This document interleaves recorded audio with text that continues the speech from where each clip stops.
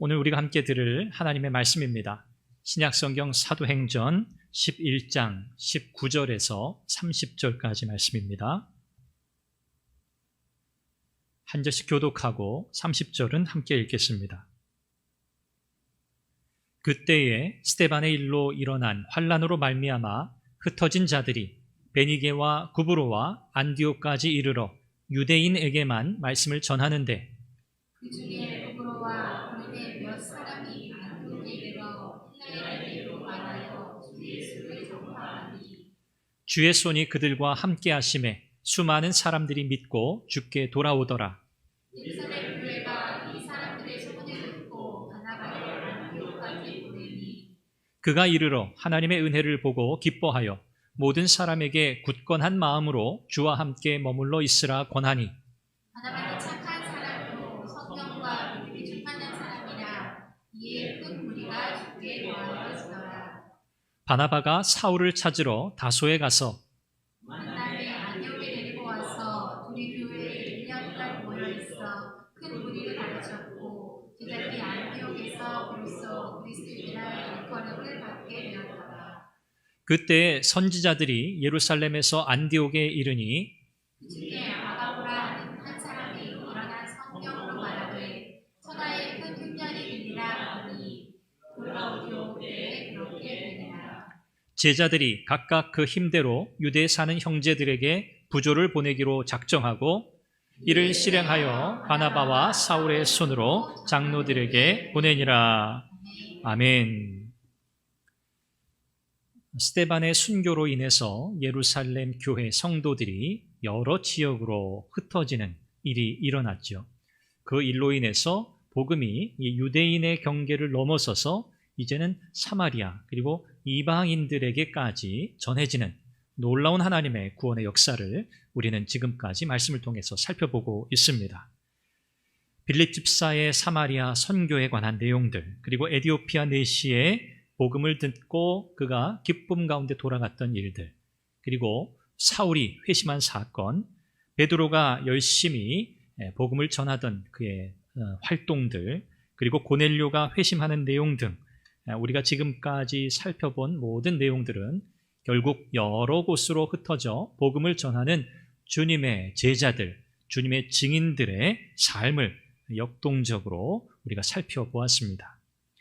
흩어진 사람들 중에 오늘 본문 말씀을 보니 어떤 사람들이 라고 그렇게 언급합니다.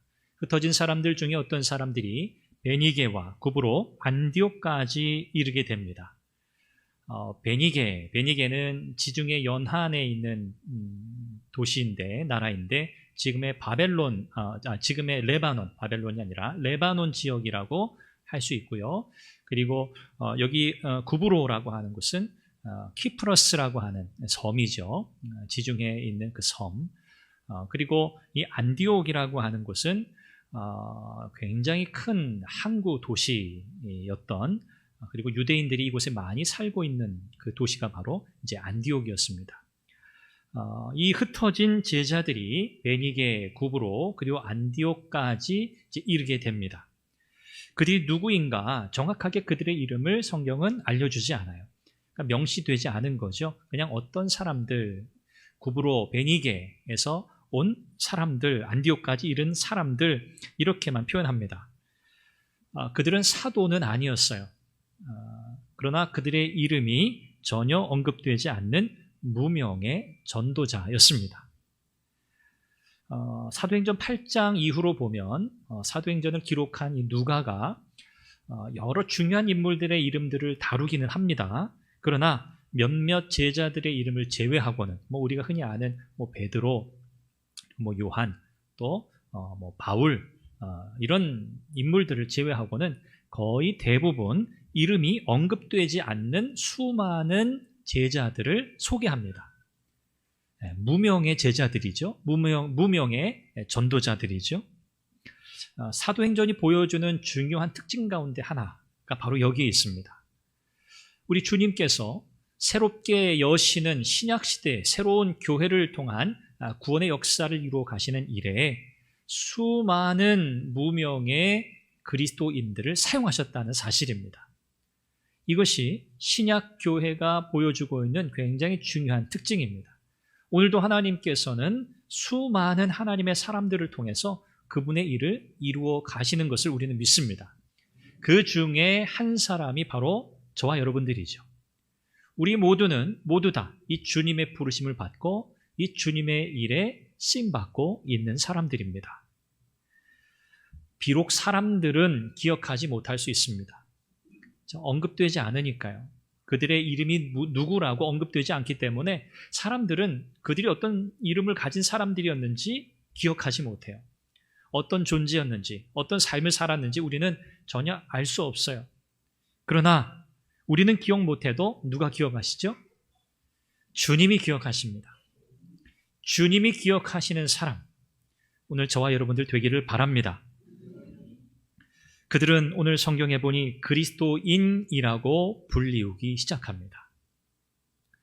오늘 무명의 수많은 그리스도인들, 하나님께서 그들을 통해서 영광을 받고 계시고 지금도 복음의 역사를 힘있게 이루어가고 계신다는 사실을 우리가 기억한다면 오늘 저와 여러분들의 수고와 헌신과 애씀이 대단히 소중하고 가치 있게 새롭게 다가오리라 믿습니다. 오늘 여러분들을 주님이 기억하신다는 것, 여러분 이 사실에서 위로를 받으시고 격려를 받으시고 또 힘을 얻으시기를 바랍니다. 오늘 이런 무명의 전도자들을 통해서 복음이 헬라인들에게 전파됩니다.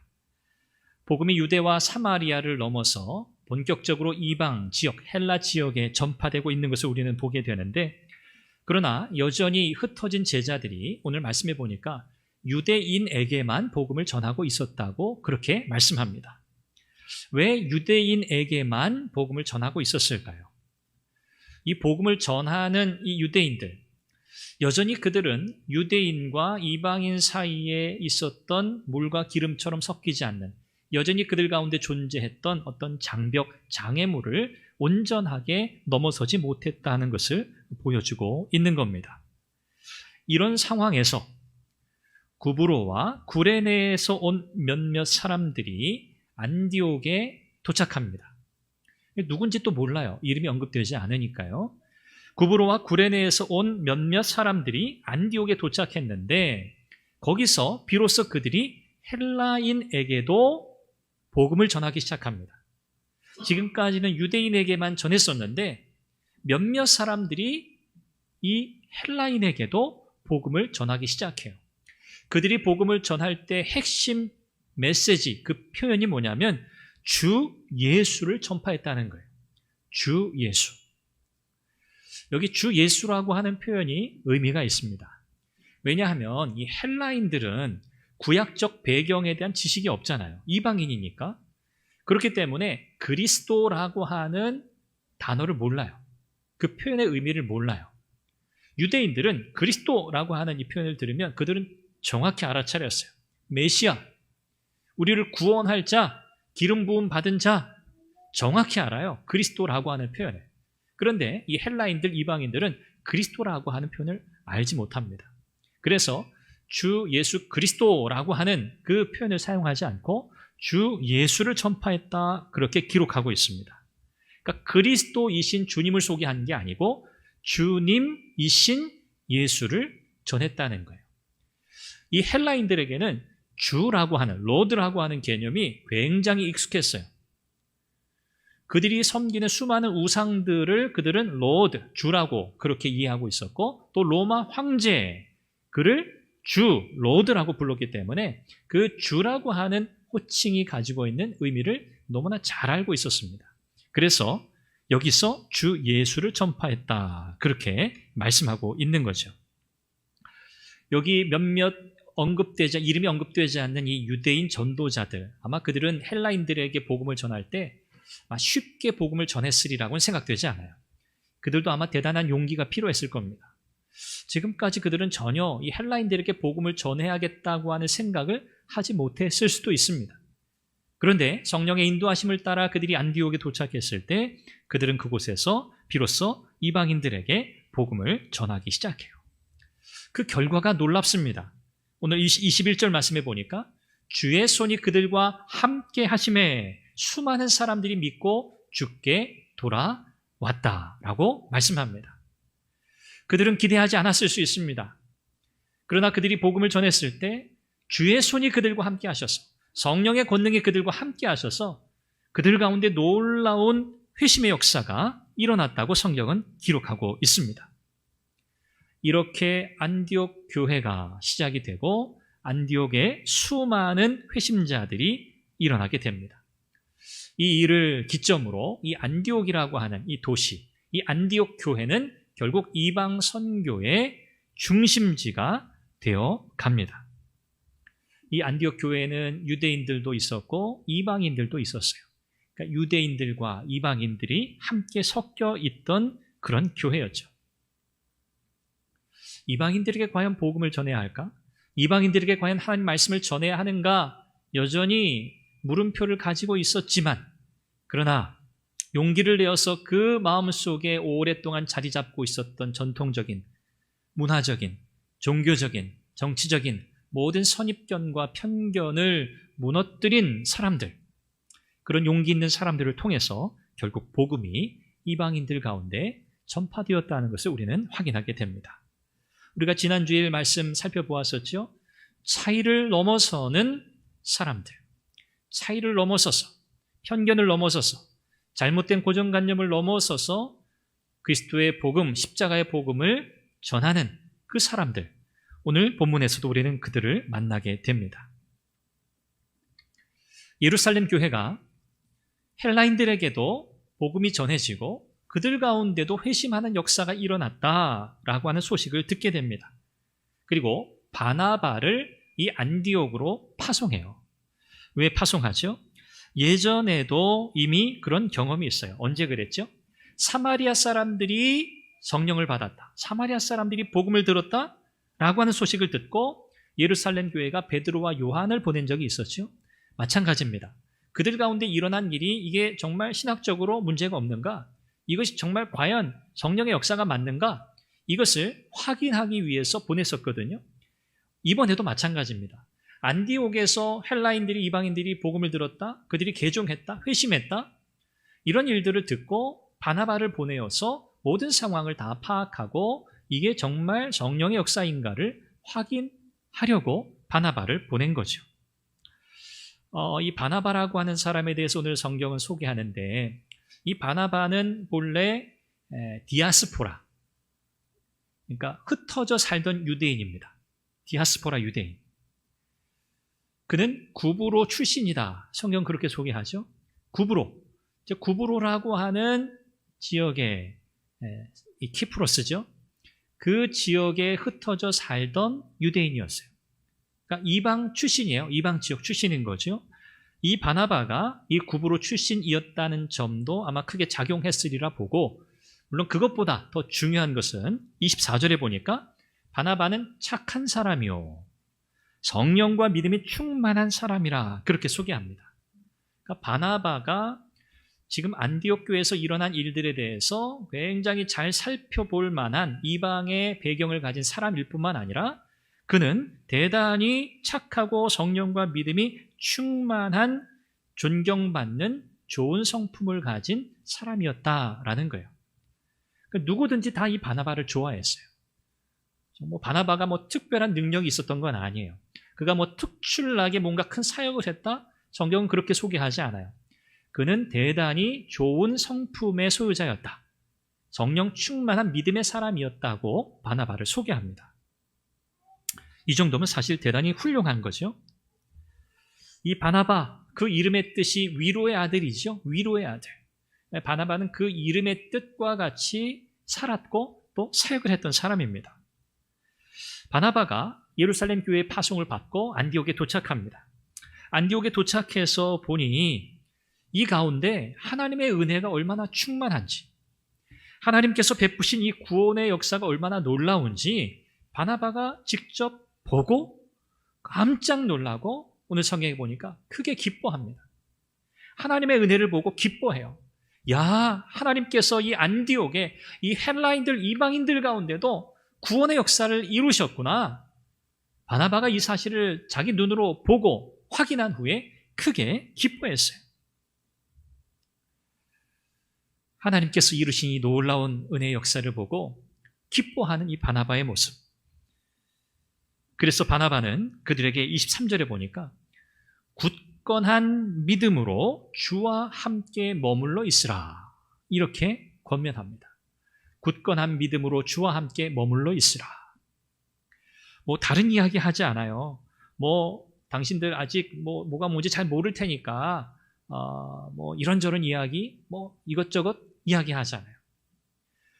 굳건한 믿음으로 주와 함께 머물러 있으라. 이 말씀은 어떤 의미냐면, 여러분들이 말씀을 받고 복음을 받고 여러분이 그 복음의 그 핵심, 그 주인이신 예수 그리스도, 그 주님, 그분에게 여러분의 마음을 지속적으로 향하게 하십시오, 그런 뜻이에요. 그 주님을 계속 여러분 바라보고 계십시오 라는 그런 뜻입니다. 믿음 위에 굳게 서세요. 우리 주님 끝까지 바라보세요 라고 바나바가 그들을 권면했던 거죠.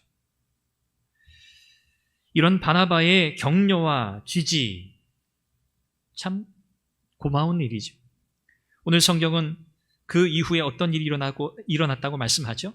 큰 무리가 죽게 더해졌다. 큰 무리가 더해졌다. 주께서 큰 무리를 더하게 하셨다라고 성경이 말씀해요. 이것을 우리는 흔히 부흥이라고 그렇게 표현합니다. 부흥.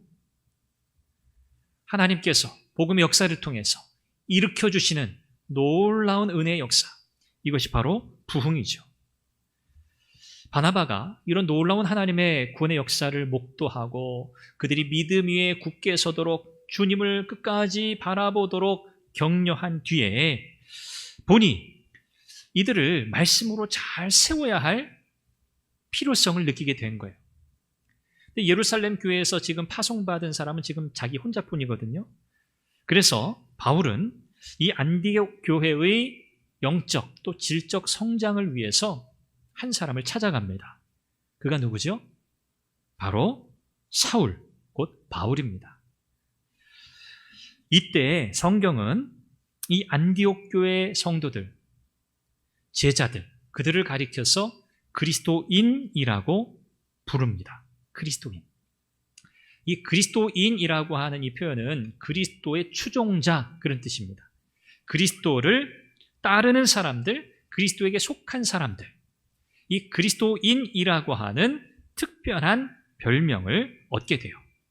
이것은 예수 믿지 않는 사람들에 의해서 붙여진 이름입니다.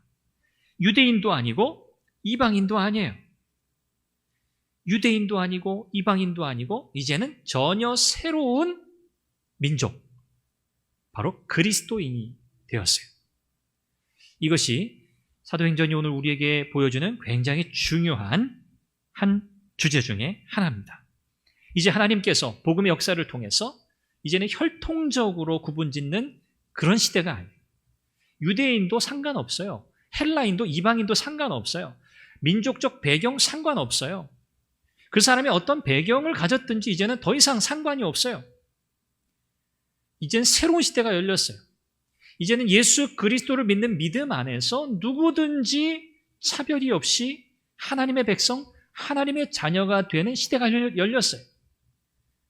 그래서 민족이 어떠하든지, 혈통이 어떠하든지, 배경이 어떠하든지 이제는 아무 상관이 없는 거예요. 이것이 새롭게 열린 구원의 시대입니다. 오늘 저와 여러분들도 마찬가지죠. 오늘 우리도 배경이 다 다릅니다. 혈통적으로 물론 우리는 뭐 한 민족이다 그렇게 부르지만 우리는 각자, 그렇죠? 각자의 다 혈통적인 다 가족이 있어요.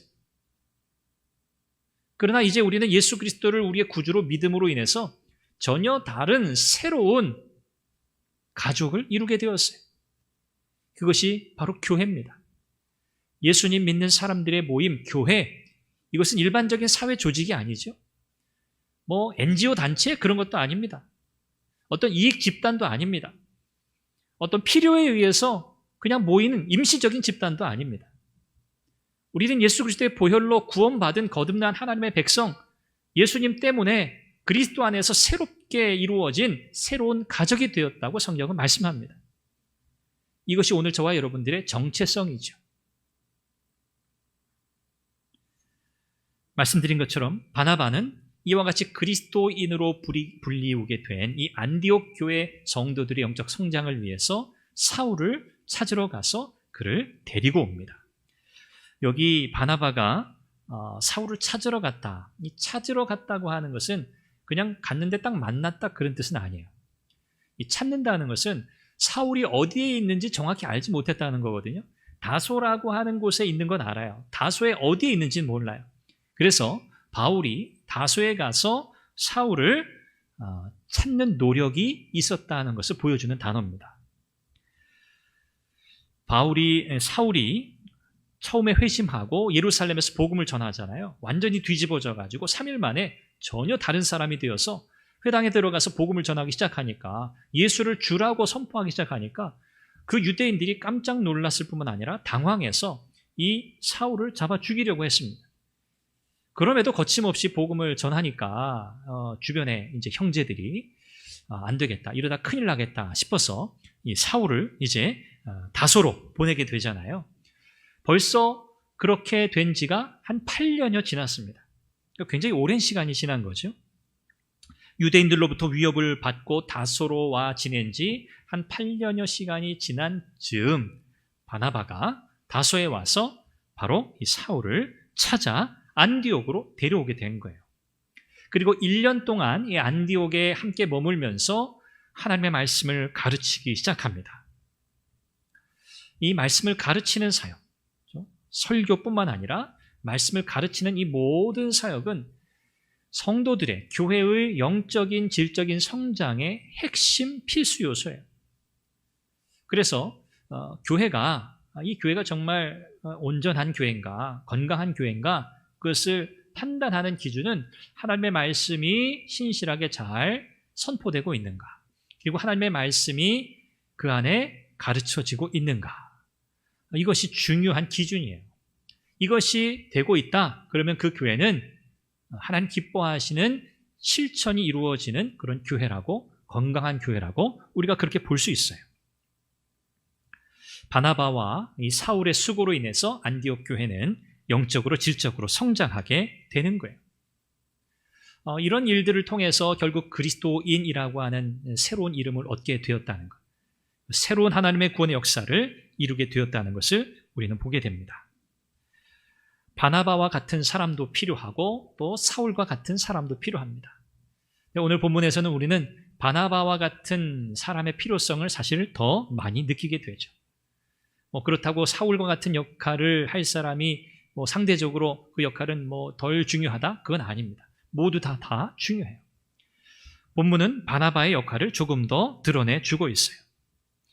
한마디로 피스메이커라고 할 수 있겠죠. 중재자, 위로자, 사람들의 마음을 위로해주는 그런 역할을 바나바가 잘 감당했습니다. 오늘 우리 교회 안에도 이런 바나바와 같은 이런 중재자 역할을 하는 분들이 많기를 바랍니다. 이렇게 바나바와 사울의 수고로 인해서 하나님의 말씀이 잘 가르쳐지고, 그때 비로소 그들이 그리스도인이라고 하는 새로운 이름을 얻게 되고, 이제 안디옥 교회는 이방 선교의 전초 기지로서의 역할들을 힘있게 감당해 나가게 됩니다. 이런 상황에서 예루살렘으로부터 선지자가 안디옥에 도착했다. 성경이 그렇게 말씀하는데, 이 선지자들이 안디옥에 도착했는데, 이 당시에 이 선지자들은 어떤 역할들을 했냐면, 구약에 예언된 이 예언의 메시지들이 이제 이 신약 교회, 이 신약 시대가 열리면서 새롭게 시작되는 이 교회의 시작과 관련된 여러 사건들이 있단 말이죠. 그런 사건들 안에서 구약의 예언의 말씀들이 어떻게 성취되고 있는가, 이것들을 보여주는 역할을 이 초대교회의 선지자들이라고 불리는 사람들이 그 역할을 했어요. 이 선지자들이 도착을 했는데, 그 중에 아가보라고 하는 사람이 성령의 인도하심을 따라서 예언을 합니다. 이 예언의 메시지는 뭐냐면 천하에 큰 흉년이 들 거라는 거예요. 큰 흉년에 대한 예언을 하게 돼요. 실제로 역사가 요세푸스의 이 기록에 따르면 주후 46년 이 예루살렘에 큰 흉년이 든 것으로 그렇게 기록하고 있어요. 그러니까 실제로 흉년이 왔다는 거죠. 그래서 이 안디옥에 있는 교인들이 이 큰 흉년을 당한 예루살렘 교회를 돕기로 결정해요. 그래서 유대에 사는 형제들에게 부조를 보내야겠다. 그리고 십시일반, 그들이 힘이 닿는 대로 그들이 열심히 모아서 바나바와 사울의 손에 맡겨 보냅니다. 예루살렘의 장로들에게 이 부조한 것들을 보내게 돼요. 예루살렘의 유대인 교회, 예루살렘 교회죠. 그리고 안디옥의 헬라인 교회, 유대인과 헬라인, 그렇죠? 물론 안디옥 교회는 유대인들이 섞여 있긴 했습니다만 이 유대인 교회로 대표되는 예루살렘 교회와 이방 교회로 대표되는 이 안디옥 교회가 민족적인 차이, 문화적인 차이, 이런 것들 모두 다 뒤로 하고 이제는 특별히 안디옥 교회를 중심으로 유대인 교회인 예루살렘 교회를 적극적으로 돕는 이런 일들이 일어나게 된 거예요. 서로의 다름의 문제가 극복되고 있는 것을 보게 됩니다. 그로 인해서 복음이 더 힘있게 이방 지역으로 퍼져나가는 것을 우리는 지속적으로 발견하게 됩니다. 여기서도 안디옥 교회의 역할이 중요한 것을 보게 돼요. 모든 차별, 차이를 넘어서는 놀라운 수고와 섬김의 모습을 보게 되는 거죠. 이것이 바로 복음의 핵심입니다. 오늘 우리는 본문 안에서 하나님께서 이루어 가시는 놀라운 구원의 역사, 이방인들 가운데 복음이 전파되게 하시는 하나님의 놀라운 은혜 역사를 살펴보았습니다. 저는 말씀을 맺으면서 특별히 바나바, 사울, 우리가 잘 기억하는 인물들, 물론 그들은 굉장히 중요한 역할들을 했음이 분명하고요.